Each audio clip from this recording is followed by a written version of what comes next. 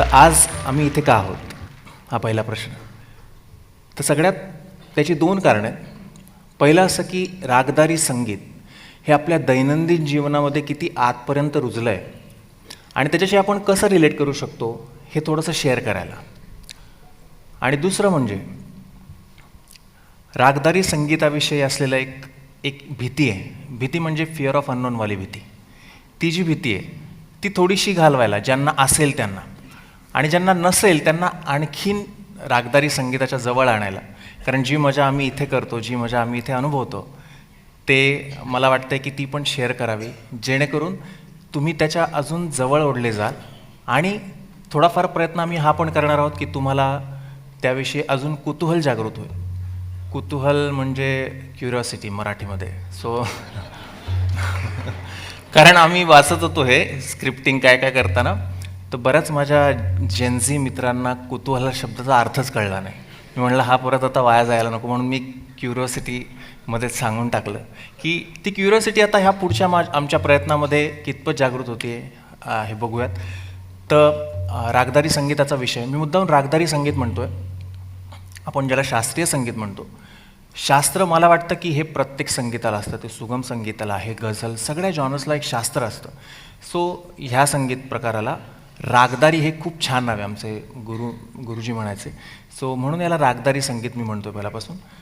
मी दैनंदिन जीवनाचा उल्लेख केला, तर दैनंदिन जीवनाशी रिंगटोन ह्या गोष्टीचा खूप जवळचा वाट आहे. आपल्या सगळ्यांचे फोन आता जे तुम्हाला सायलेंट करायला लावलेत बळच, त्याची तुम्ही सो त्या मोबाईलवर जी रिंगटोन वाजते, तर आमच्या हा संचाचा तन्मय हार्मोनिया बँडचा एक ट्रॅक आहे कॉलिंग तन्मय, यांनी आम्ही सुरुवात करतो आहे. तर त्याच्यात आम्ही रिंगटोन्सचे मेडले वाजवणार आहोत आणि ते झाल्यानंतर आपण बघूयात कसा विषय आम्ही पुढे नेतो त्याच्यातून. तर रिंगटोनचा मेडले तुमच्यासमोर सादर करतो आहे कॉलिंग तन्मय.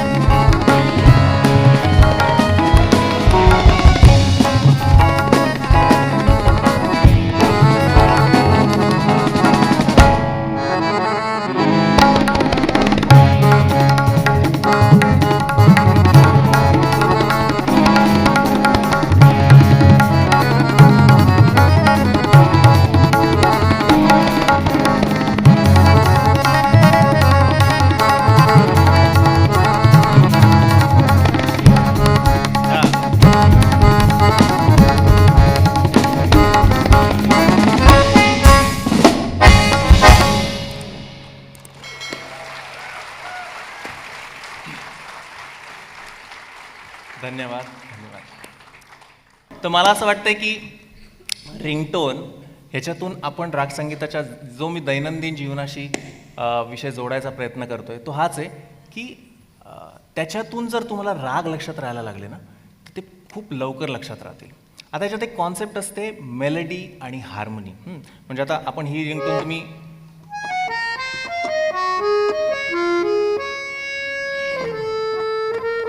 नोकिया खूप गेली आता कंपनी बिचारी, पण रिंगटोन चांगली होती. पण तर हे जे मी वाजवलं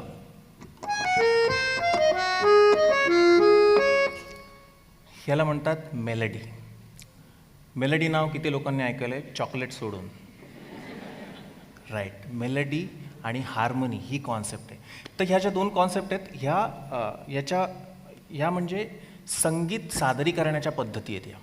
तर ही जी पद्धत आहे मेलडी ही भारतीय संगीत जे सादर होतं ते मेलडी प्रकारात होतं आणि पाश्चात्य वेस्टर्न म्युझिक जे सादर होतं ते हार्मोनी या प्रकारात होतं.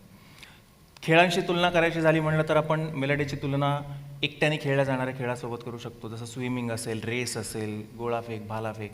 आणि हार्मोनीची तुलना सांघिक खेळ, क्रिकेट, फुटबॉल हे जे खेळ.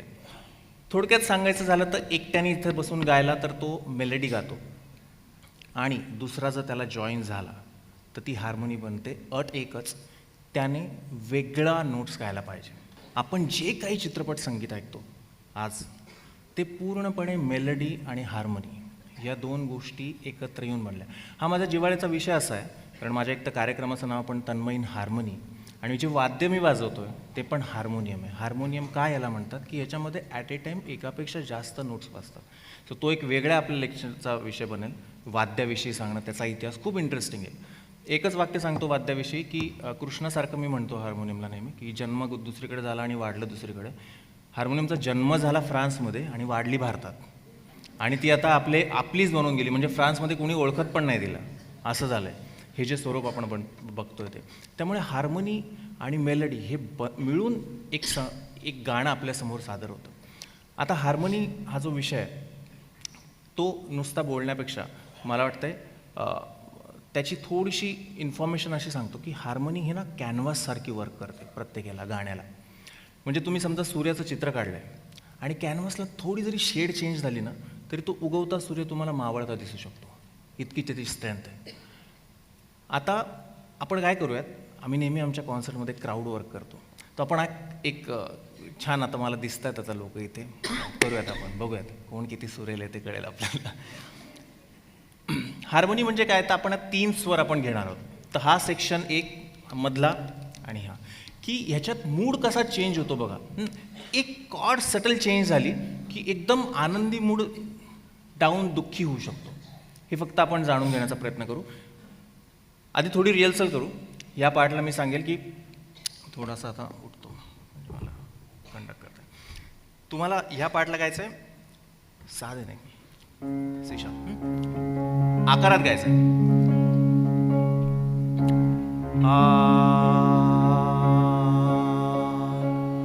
मोठ्याने थोडं, चहाचा ब्रेक मस्त झाला. आपण खूप मजा येईल, मी तुम्हाला सांगतो. मोठ्याने, थोड्या खुर्च्या कमी आहेत पण आता तुम्हाला जोर लावायला लागेल. ही नोट लक्षात ठेवा.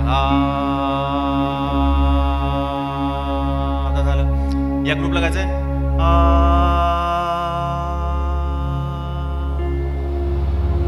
वाव. हा सुरेल आहे जास्त. अजून हा लक्षात ठेवायचा स्वर. परफेक्ट. आता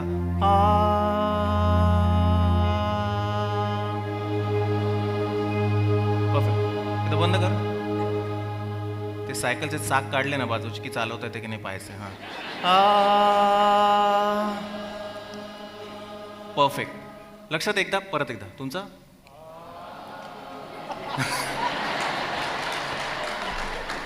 येईल येईल येईल. मैं मेरे कमजोर स्टूडेंट का हाथ कभी नहीं छोड़ता हूँ. मी तुमच्या साथीने करतो.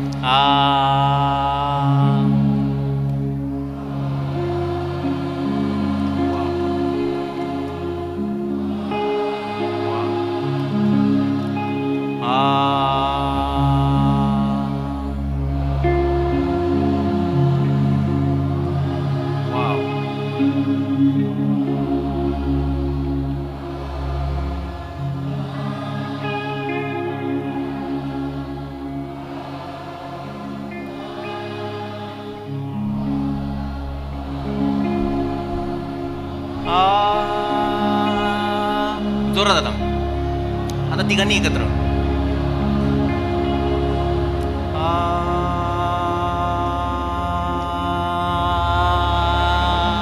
परत एक चहाचा ब्रेक करू आपण, जोरात घ्या.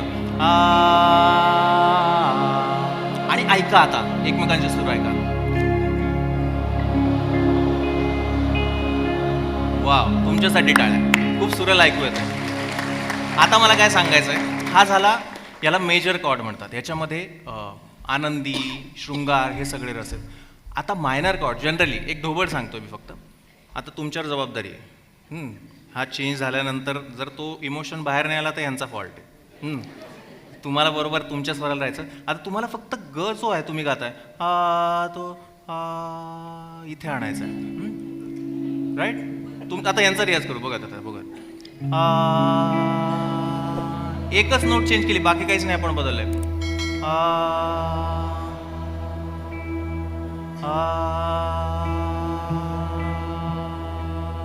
आता तुम्ही ऍड करा. तुम्ही त्यांच्यातनं काय ऍड करू, तुम्ही सा म्हणा.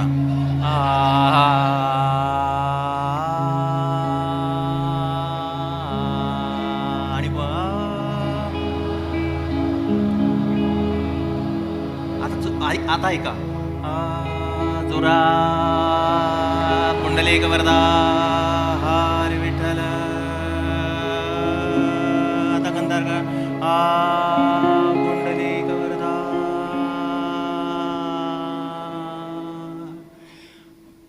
हा फरक तुम्हाला जाणून द्यायचा होता बस. तर हा एक्सरसाइज याच्यासाठी होता की स्वरांची ताकद ही भाषेच्या पलीकडे.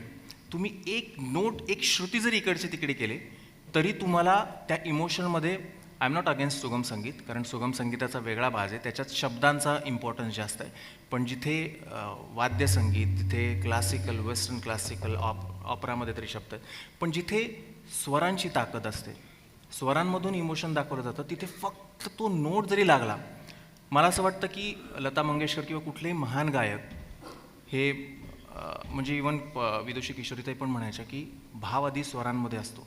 तर तो तुम्हाला फक्त त्याचा एक डेमॉन्स्ट्रेशन द्यायचा प्रयत्न केला की स्वराची ताकद इतकी कमाल आहे की फक्त श्रुती चेंज झाली की त्याचा मूड चेंज होऊ शकतो.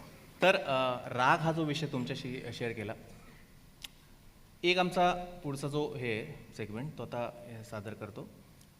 एखादं गाणं जर लक्षात ठेवायचं असेल, एखादा राग जर लक्षात ठेवायचा असेल तर त्याच्यावर आधारित गाणी जर लक्षात राहिली तर राग पीलू, असाच आमचा पीलू रागाचा मेडले तुमच्यासमोर सादर करतो. ह्याच्यातली खूप गाणी आहेत जी तुम्हाला, म्हणजे आज घरी जाताना तुम्हाला लक्षात राहील की आज आपण राग पीलू तरी शिकलो आहे आणि तुम्हाला रिमाइंड होईल की अरे हां, हे गाणं या रागातलं, हे गाणं या रागातलं आहे. तर पीलू रागाचा मेडले ज्याच्यात बहिणाबाईंच्या ओवीपासून ते A.R. रहमान यांनी कसा त्याचा हे केला आहे. मी उदयदादांना रंगमंचावर यायची विनंती करतो, म्हणजे त्यांनी इथे बसून, आणि आम्ही आमचा पीलू रागातला हा ट्रॅक सादर करतो.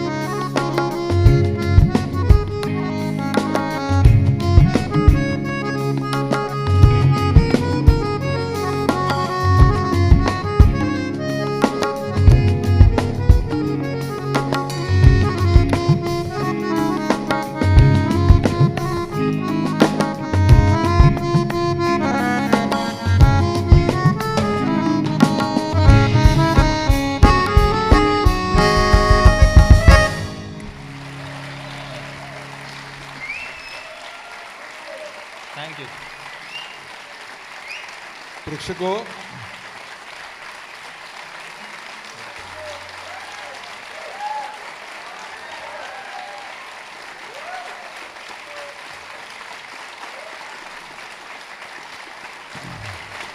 लक्षात घ्या, अहमदनगरमध्ये एका संगीतकाराच्या घरात जन्माला आलेल्या मुलासाठी इतक्या मोठ्या ऑडियन्सच्या ह्या टाळ्या ज्या पडल्या त्या त्याच्या करामतीला नव्हे, 1100 लोकांना त्यांनी गायला लावलं याच्याकरता आहे.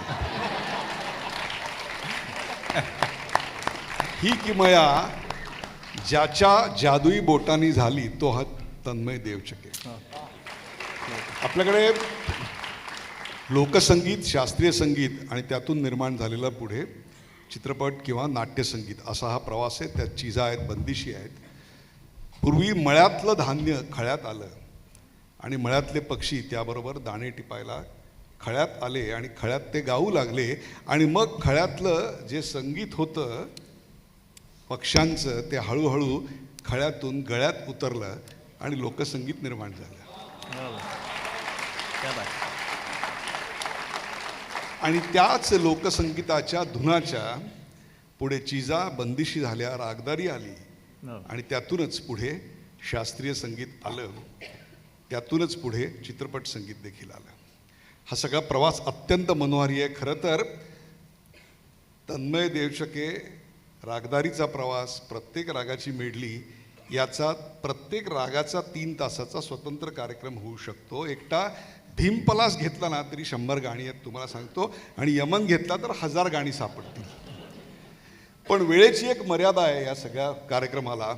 म्हणून एक छोटासा प्रश्न, वाजवताना आधी एक प्रिल्यूड असतं प्रत्येक गाण्यामध्ये आणि मध्ये मध्ये फिलर्स असतात, ती कशी तयार होतात? म्हणजे आता तो जो पूर्ण संगीत संयोजकाचा हे आहे की तो संगीत संयोजक त्या गाण्याच्या बर हुकूम त्यानुसार हे करतो.